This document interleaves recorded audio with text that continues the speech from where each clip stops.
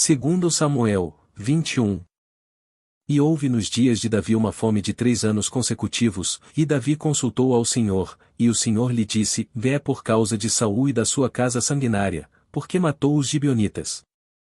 Então chamou o rei aos gibeonitas, e lhes falou: Ora os gibeonitas não eram dos filhos de Israel, mas do restante dos amorreus, e os filhos de Israel lhes tinham jurado. Porém Saul, no seu zelo à causa dos filhos de Israel e de Judá, procurou feri-los.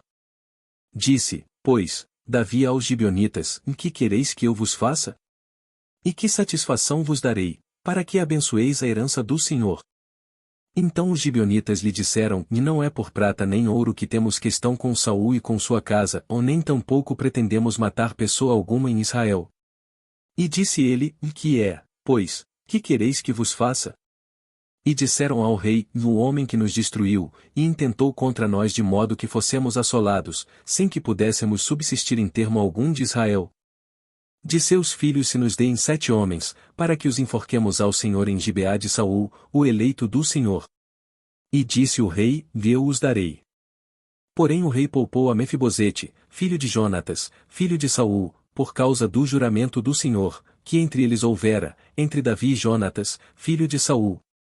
Mas tomou o rei os 2 filhos de Rispa, filha da Aiá, que tinha tido de Saul, a harmonia Mefibosete, como também os 5 filhos da irmã de Mical, filha de Saul, que tivera de Adriel, filho de Barzilai, Meulatita. E os entregou na mão dos gibeonitas, os quais os enforcaram no monte, perante o Senhor, e caíram estes 7 juntamente, e foram mortos nos dias da cega, nos dias primeiros, no princípio da cega das cevadas. Então Rispa, filha de Aiá, tomou um pano de cilício, e estendeu-lhe sobre uma penha, desde o princípio da cega até que a água do céu caiu sobre eles, e não deixou as aves do céu pousar sobre eles de dia, nem os animais do campo de noite. E foi contado a Davi o que fizera Rispa, filha de Aiá, concubina de Saul. Então foi Davi, e tomou os ossos de Saul, e os ossos de Jonatas seu filho, dos moradores de Jabes de Gileade, os quais os furtaram da rua de Bet-San, onde os filisteus os tinham pendurado, quando feriram a Saul em Gilboa.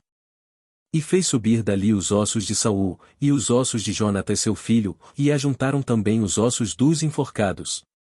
Enterraram os ossos de Saul, e de Jonatas seu filho na terra de Benjamim, em Zela, na sepultura de seu pai Quis, e fizeram tudo o que o rei ordenara, e depois disto Deus se aplacou com a terra.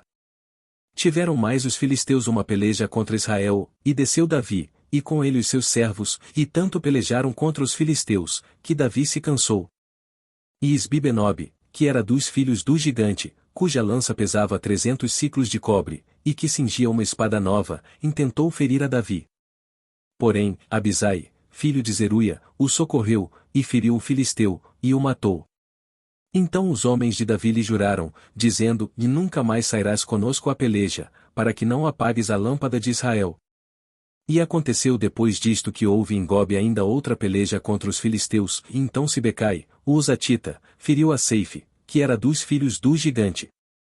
Houve mais outra peleja contra os filisteus em Gobe, e Euanã, filho de Jareel-Regim, o Belemita, feriu Golias, o Giteu, de cuja lança era haste como órgão de tecelão. Houve ainda também outra peleja em Gate, onde estava um homem de alta estatura, que tinha em cada mão 6 dedos, e em cada pé outros 6, 24 ao todo, e também este nascerá do gigante. E injuriava Israel, porém Jonatas, filho de Simei, irmão de Davi, o feriu. Estes 4 nasceram ao gigante em Gate, e caíram pela mão de Davi e pela mão de seus servos.